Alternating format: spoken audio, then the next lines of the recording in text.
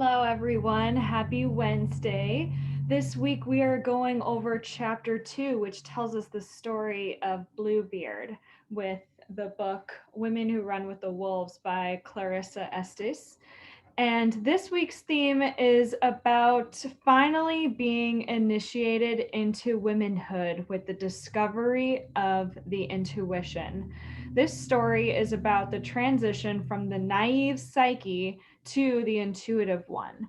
This story teaches lessons on why suppressing your intuition or convincing yourself of an untrue reality that your wildish self, dies unless you take action. We must be able to stand and look into the eyes of the elephant in the room instead of ignoring it. We must speak our truth as we know it. We must use our wits and our muscle to take action on what needs to be done about what we see.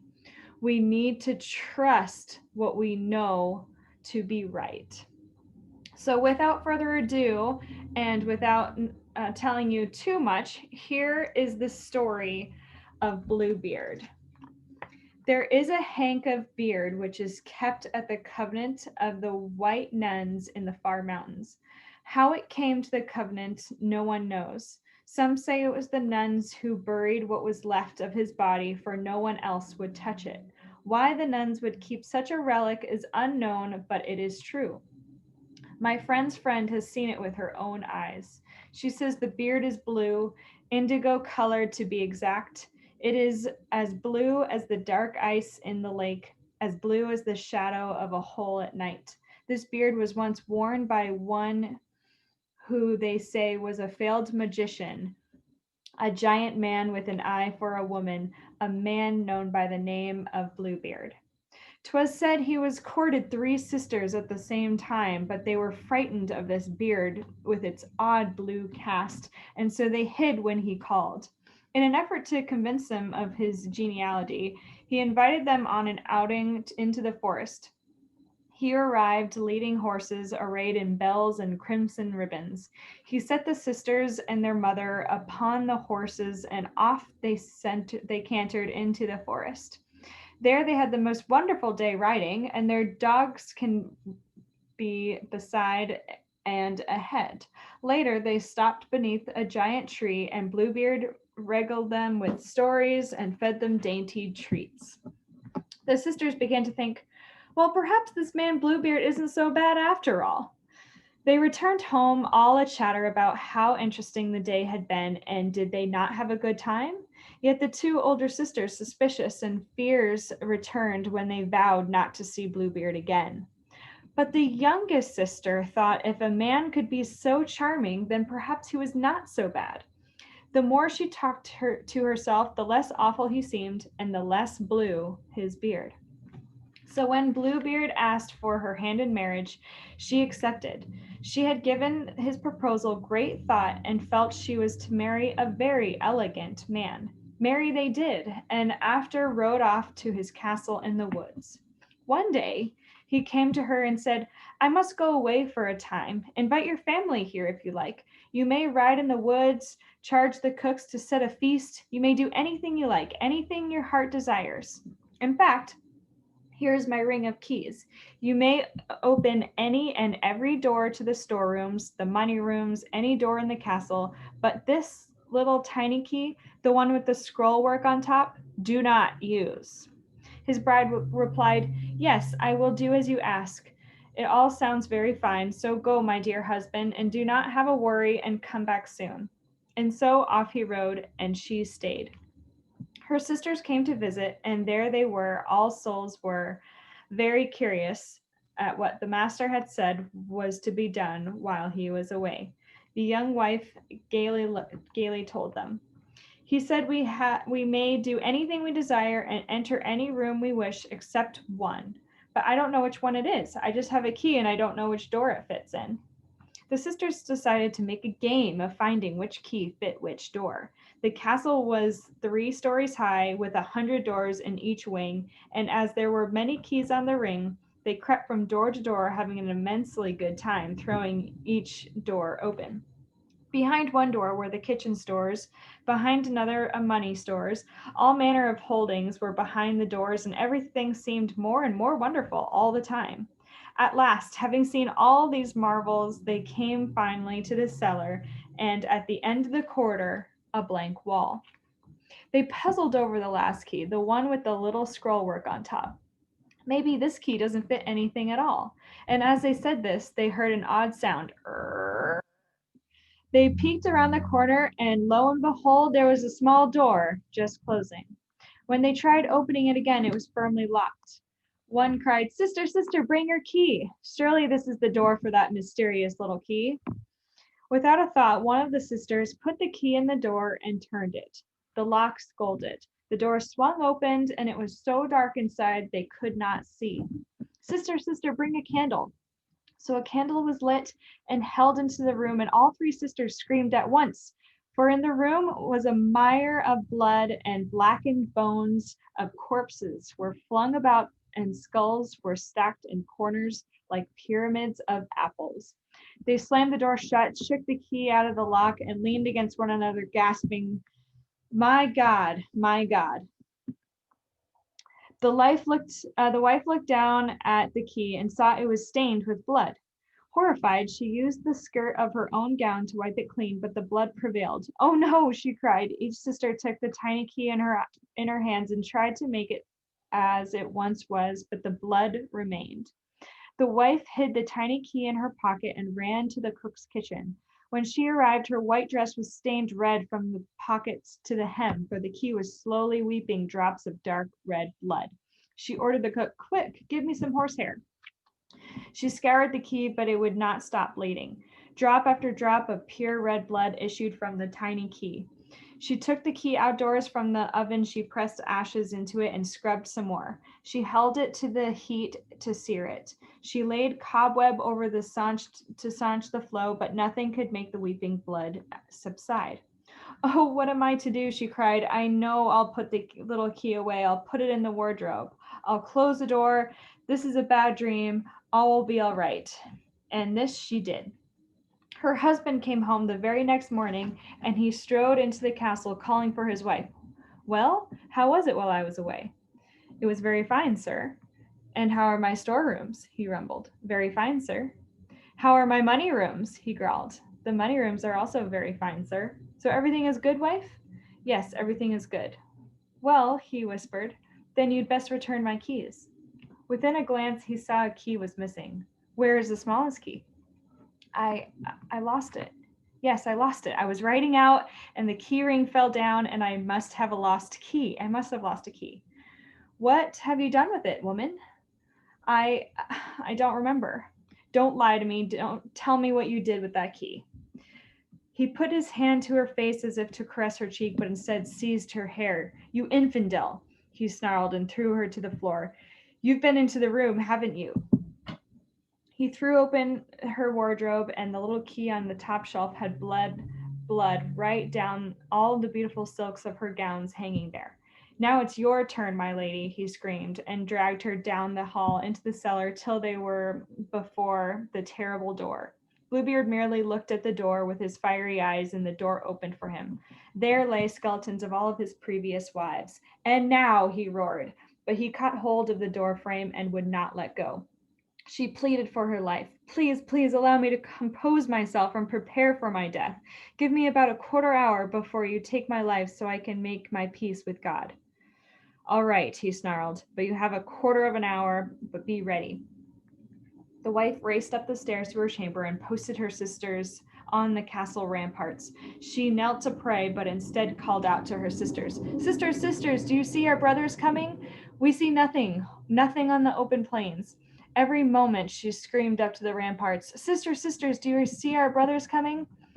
We see a whirlwind, perhaps a dust devil, in the distance." Meanwhile, Bluebeard roared for his wife to come to the cellar so he could behead her. Again she called out, "Sisters, sisters, do you see our brothers coming?" Bluebeard shouted for his wife again and began to climb up the stone steps. Her sisters cried out, "Yes, we see them. Our brothers are here, and they have just entered the castle." Bluebeard strode down the hall towards his wife's chamber. "I am coming to get you," he bellowed.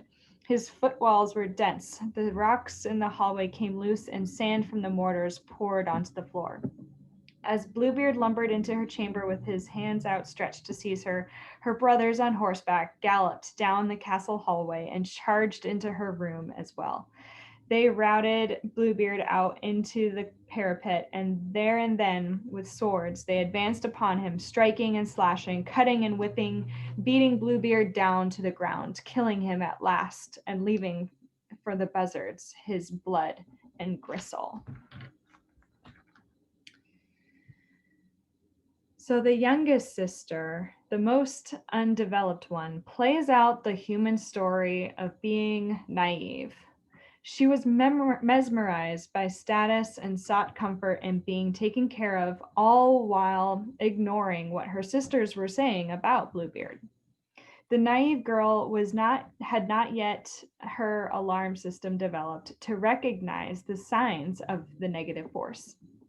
The naive girl thinks that the world is all good and that no wrong cannot be righted. Maybe the naive girl thinks that paradise can be found early in life. Maybe she thinks that there's an exception to the rule when she starts to make excuses for the negative force. But now Bluebeard, or the negative force, is empowered by forcing the girl that she is powerless and trains her to disconnect from the consciousness and her intuition. Instead of living freely, she is caged and manipulated. But Bluebeard also gave her a key. The key symbolized permission to know the deepest, darkest secrets of the psyche, the recognition of being caged, but also the ability to ask any and all questions about oneself's life. She was given a key to find answers to the darkest questions and use her power to good use. Estes writes, "A woman is free to find true answers to her deepest and darkest questions. She is free to wrest the power from the things which has assailed her and to turn those powers which were once used against her to her own well-suited and excellent uses." That is a wildish woman. The key was given with an ultimatum of forbidding her to open the door of her consciousness or intuition. And this is the naive girl's strength when curiosity overtakes her to explore what key the door opens. So by choosing to open the door anyway is to obey the wildish nature. If she did not open the door and obey Bluebeard, would she be choosing death for her consciousness and further suppression of development of her intuition? So when she opens the door with the key that was once a choice for the naive girl, she chose life when she chose to open the door. This is the proper impulse for a wild woman, to choose the recognition of what stands before her, to listen and to trust her intuition. But now, what she must do with this information? Well, the door represents something spiritual is valued within, or there is something that is being contained beyond the door. So to choose to open the door is the choice to also stand to see what lies beyond it, to choose to develop intuition and ignite the wildish woman nature. To deny what is being seen beyond the door or after recognition is to deny yourself. So when yourself is denied, then it will bleed or slowly die. Your life's energy will deplete until it overtakes you. Then the predator wins. So not taking action on what we recognize, or our intuition or our internal desires, is what slowly kills us. So Estes points this out. This is why women who say that they wish to have a relationship instead do all that they can to sabotage a loving one. This is how women who set goals to be here, there or wherever by such and such a time, never even begin the first leg of the journey or abandon it at the first sign of hardship. This is how all procrastinations which give rise to self-hatred all the shame feelings which are being pushed down and away to fester, all the new beginnings which are sorely needed, and the long overdue endings are not met. Wherever the predator lurks and works, everything is derailed, demolished, and decapitated. Wow. But the naive girl is able to see the truth of it all, and she is able to take action to resolve the matter. She is able to stand what she sees even through the self-destruction. A starved soul can become so filled with pain, a woman can no longer hear it.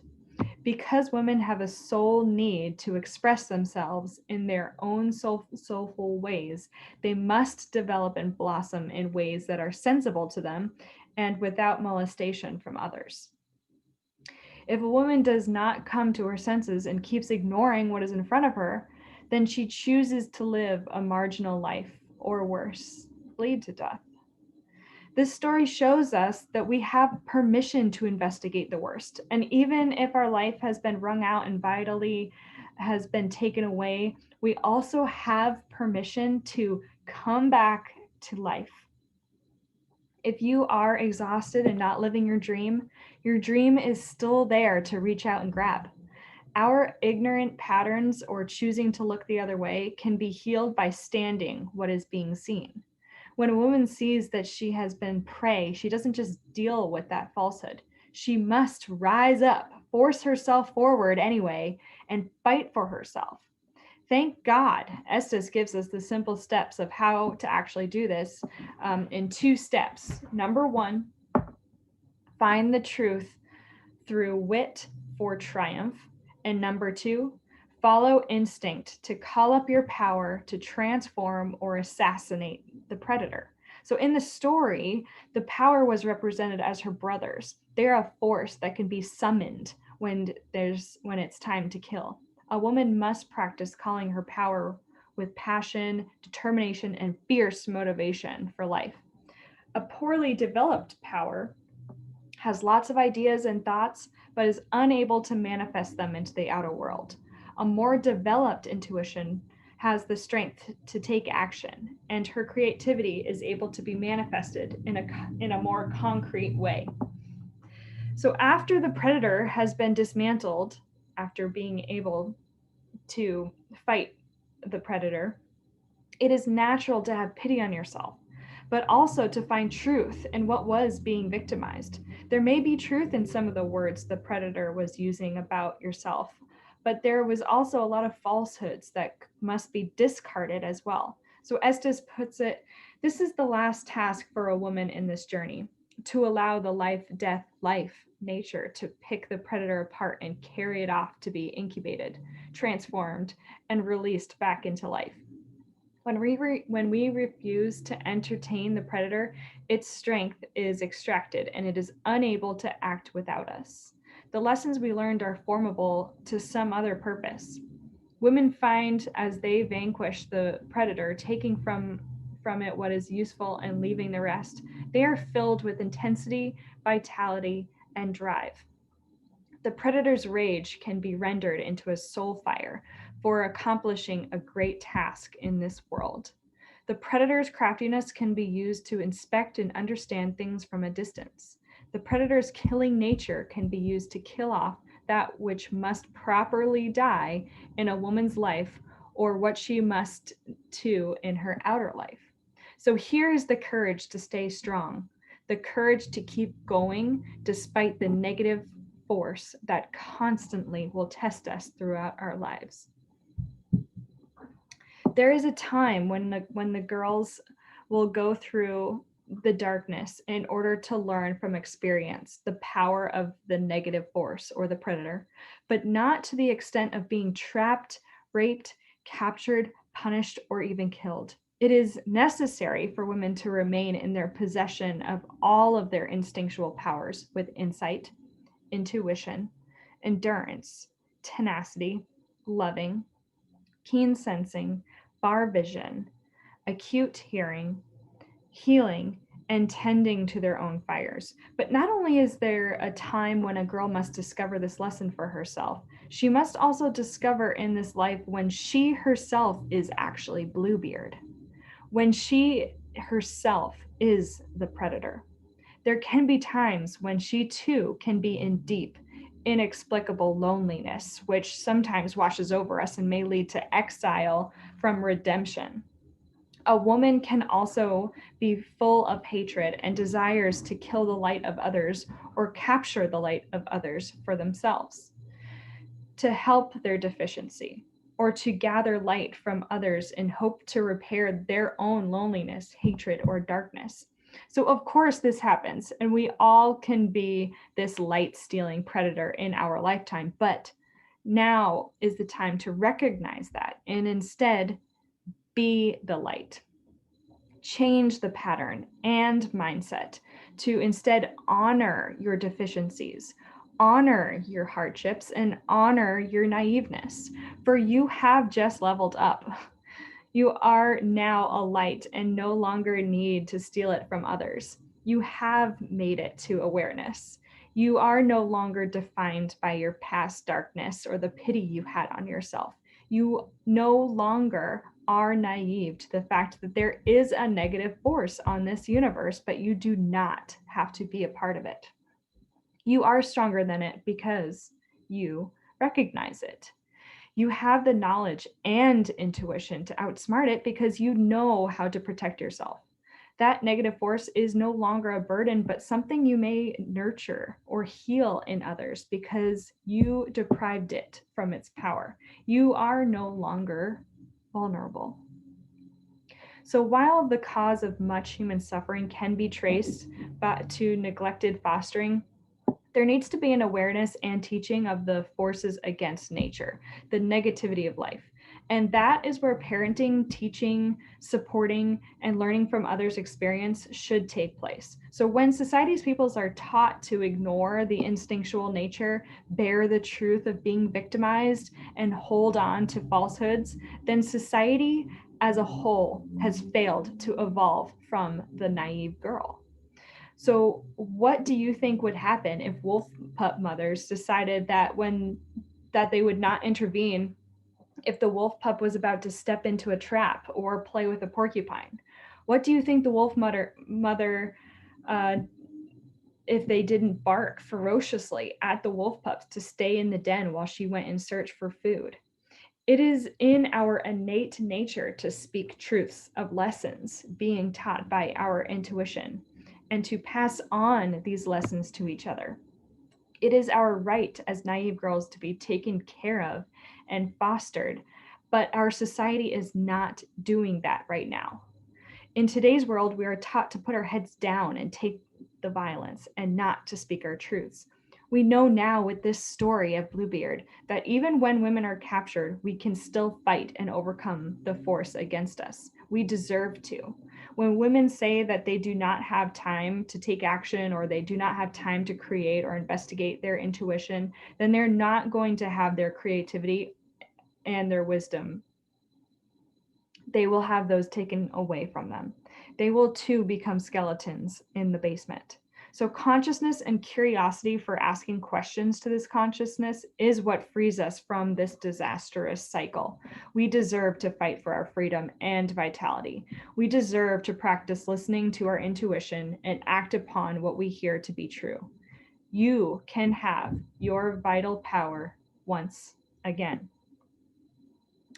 Some reflection questions that we came up with that actually Estes has written in her book as well is what stands behind the locked door or what isn't as it appears? Number 2, what do I know that I wish I didn't know? And number 3, what of me is dead or lays dying? So thank you so much for listening.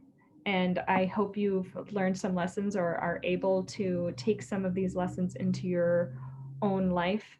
And I will see you for chapter 3. Thank you so much.